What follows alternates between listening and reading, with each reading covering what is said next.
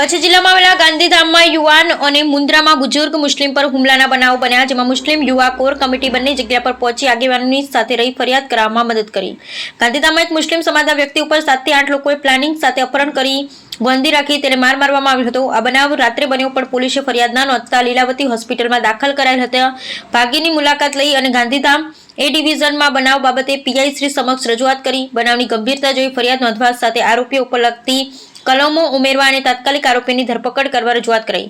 બીજો બનાવ મુન્દ્રા શહેરમાં બન્યો હતો, જેમાં મુન્દ્રાની બજારમાં એક બારાતુ મુસ્લિમને ગાડી ઠોકીને પછી માર મારવામાં આવ્યો। પીડિતને મુન્દ્રામાં પ્રાથમિક સારવાર આપ્યા બાદ ભુજ જીકે હોસ્પિટલ ખાતે ખસેડવામાં આવ્યો હતો। આ બંને જગ્યાએ આગેવાનોએ મુલાકાત કરી। કચ્છ જિલ્લામાં એક સાથે 2 બનાવને મુસ્લિમ યુવા કોર કમિટી તરફથી સખત શબ્દોમાં વખોડવામાં આવેલ હોવાની માહિતી પ્રાપ્ત થવા પામી છે। चाचा, ये बनाव कब हुआ था और कैसे हुआ था? आज 3 बजे हुआ था।